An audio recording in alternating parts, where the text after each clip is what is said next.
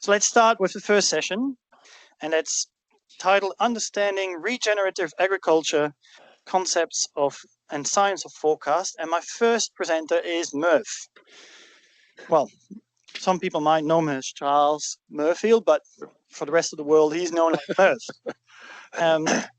Murph, do you want me to give the chat? Yeah, give a very brief. Want to brief. present yourself? No, give us a quick intro. Okay, so Charles Murfield, or Murph, is our first speaker. He's one of New Zealand's leading voices in organic and regenerative agriculture. Murph has an extensive experience across New Zealand and internationally, working at the intersection of science and practical farm systems. Today, in his presentation, he will help us unpack one of the most important starting points. What is regenerative agriculture and what isn't? So that's a vast discussion. Yeah, especially 15 minutes. Thanks. Great. Thank you very much for that introduction, Peter. And let's just see if we can get this clicker going. Yes, we have. Right. As has been implied, I'm going to pack a lot in here. So here is your outline. And we're going to start with some context. De facto context now is pretty much 9 planetary boundaries. And the end of last year, Rockstrom et al.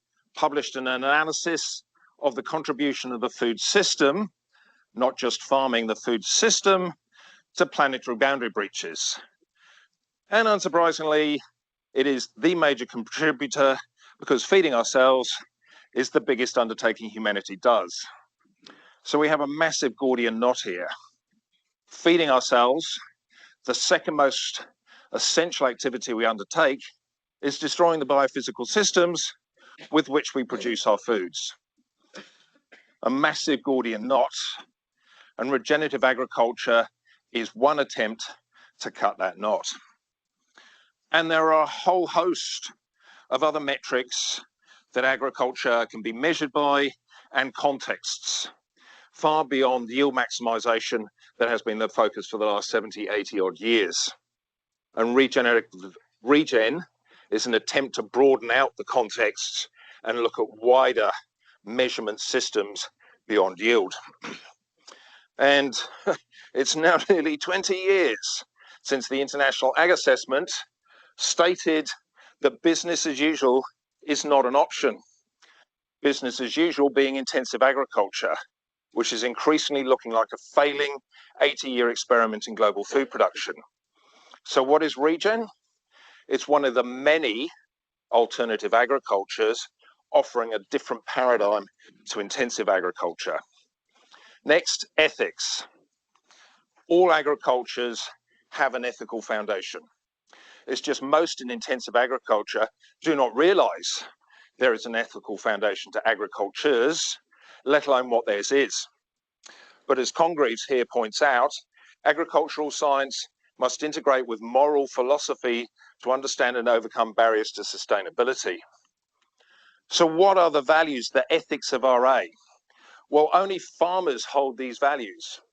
And I know of no research that has extracted these values from them. So Congreve has had a crack at this, looking in from the outside.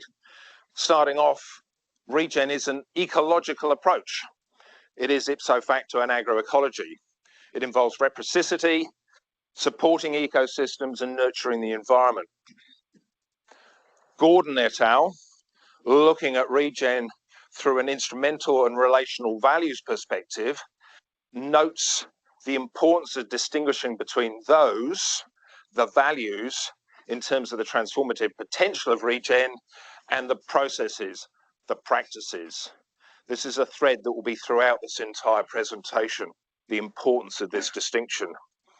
And Madison Seymour, here in Aotearoa, her master's thesis at Otago, using a more than human-centric ethic of care analysis, again highlighting the importance between distinguishing between the practices and actually being regenerative.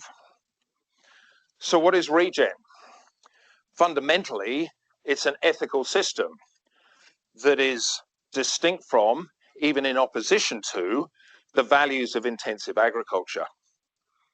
Then we come to the principles and mindset. For me, I think this is the real guts, the core of regen, And this is what is unique and distinguishes it from the many other alternative agricultures. A massive acknowledgements to Gwen and Sam in particular, who led the Regen White Paper series, now some 5 years ago, and our many co-collaborators and co-conspirators. And they went out and interviewed farmers and said, right, for New Zealand, what are the principles of regen? And those are here. And collectively, those represent the regen mindset, those behaviours and attitudes for working with complex living systems such as farms. This, for me, is the essential part of regen. If you don't have this, it's not regen. So regen is fundamentally those principles and the mindset. So confusingly, for those of you outside this tent, there are two things commonly called regenerative agriculture, particularly here in New Zealand, that are really quite different things. Capital letters, it is an alternative agriculture, a value system, a mindset, a philosophy, and everything else. And then small RA is just a set of agronomic practices. Now, a number of people have got hot under the collar over the years about a lack of definition for RA. I would argue for a definition to be useful, it not only has to describe the thing being defined, it also has to exclude everything else that's not the thing being defined. Otherwise, you can't use that definition to pass anything. And I've looked at hundreds of definitions of mostly alternative agricultures over the years, and I have to say you could mix them all up and no one would be none the wiser. They all fail the demarcation problem. And regen is not alone in not having a single clear definition. Science itself. My discipline of weed science has functioned perfectly well for 80 years without a clear definition of weeds. And even science itself, there's no agreed international definition, and the demarcation problem, what is and what is not science, is still wide open. String theory, anybody? So, what is regen? This for me is really simple. It's whatever a regenerative farmer says it is. Full stop. End of discussion. Who's a regen farmer? One that practices regen. And if you're getting a bit dizzy from the circularity here, this is literally what happened. This is also what Douglas Hofstadter calls a strange loop. In complex systems, it is this self-referentiality that creates all the interesting stuff. I find regen really interesting. I think it's a strange loop. At a more practical level, it's a farmer network. As I've just described, farmers bootstrap regen into existence. And interestingly, among the alt ags, almost exclusively created by farmers. Virtually nobody else from the rest of the food system was involved.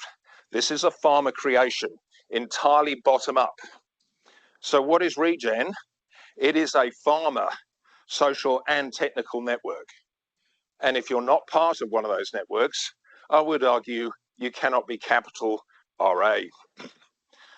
So for me, that begs the question, can organizations, particularly big organizations, be RA, capital RA, or do RA?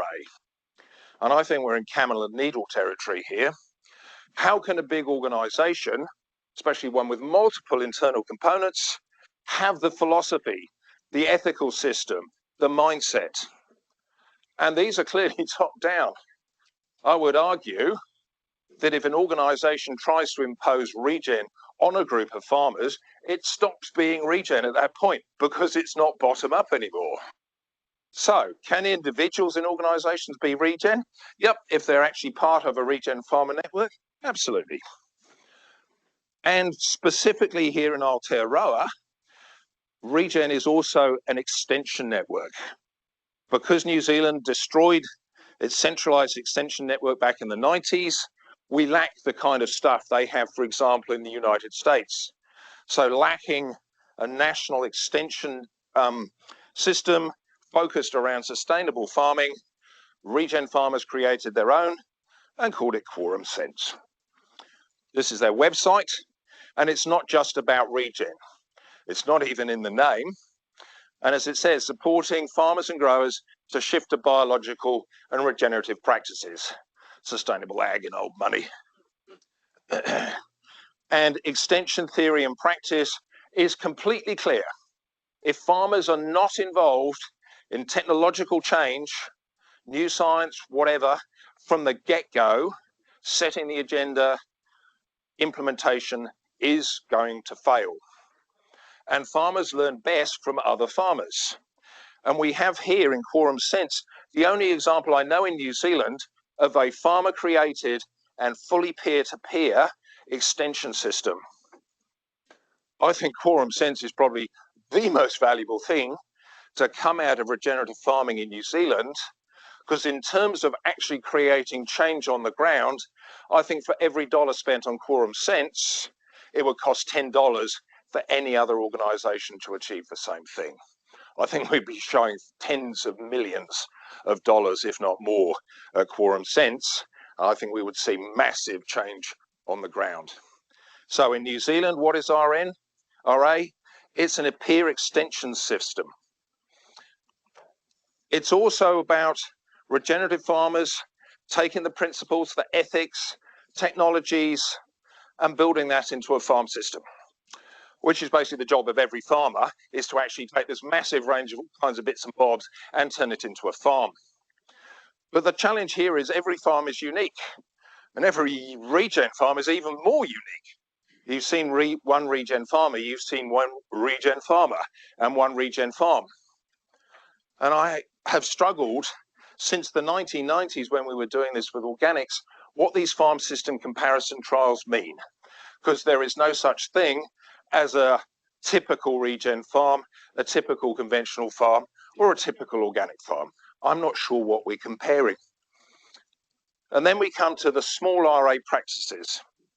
And there's endless variations on this theme, but I look at these and kind of go, they are all basically the same thing, despite the small arguments and differences. And as somebody that spent now nearly 40 years in the alternative agricultures, I look at these and go, oh yeah, just another day at the office. None of this stuff is specific or unique to regen.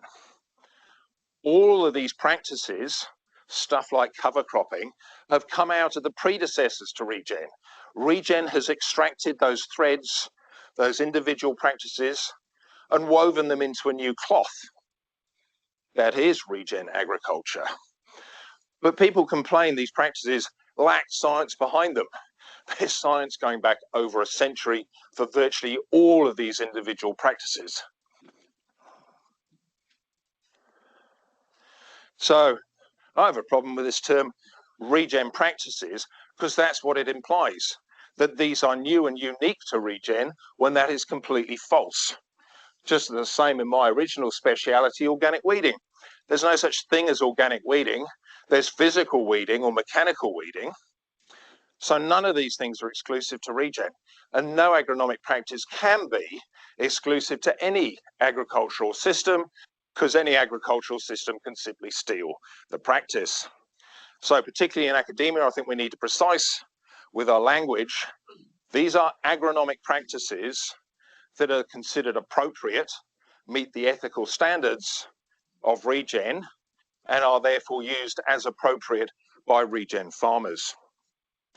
So that brings us to the MPI regen farming pot and the various research being done around the country. I hope you're clear now that the practices, the basic agronomic techniques, such as no-till, cover cropping, are a tiny and not specific part of regen. It's the mindset, it's the ethics, it's the principles that are important, and what's missing here. And then we come to agroecology and its relation with regen. Now, I know in New Zealand most people do not have a grasp of what agroecology is. So here's your potted introduction, starting over a century ago as a subdiscipline of ecological science, studying farming, then after about 40 years, starting doing farming with the learnings, and after 20 years more, realized that farming's not the problem, The problem is the food system. So it expanded across the entire food system. Agroecology is unique amongst the alternative agricultures in that it explicitly covers the whole food system. Everything in the food system, including the politics and political science, is part of agroecology. Virtually all the other alt ags focus on the farm system, and therefore the likes of politics are outside the system. And any agriculture that is based in ecology is, by definition, an agroecology. So regen is one of the myriad parts of the mosaic within agroecology. And we are now in the fourth agricultural revolution of agroecology. The FAO was set up in the 1950s as the global champion of the third agricultural revolution, that of intensive agriculture and the green revolution. And over the last 2 decades, off the back of the International Ag Assessment, it has turned its back on that and is promoting agroecology. Signed off by the FAO Council in 2019, the 10 elements of agroecology.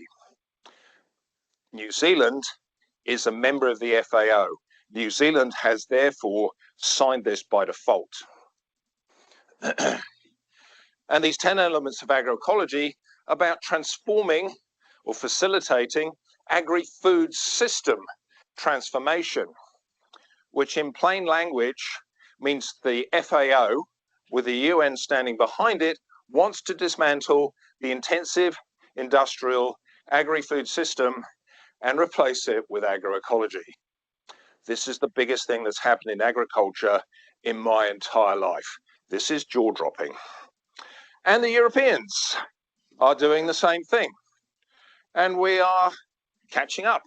Here in New Zealand, the late great Stu Davies. We're on the drive towards an agroecological approach to crop protection, the Lighter Touch project.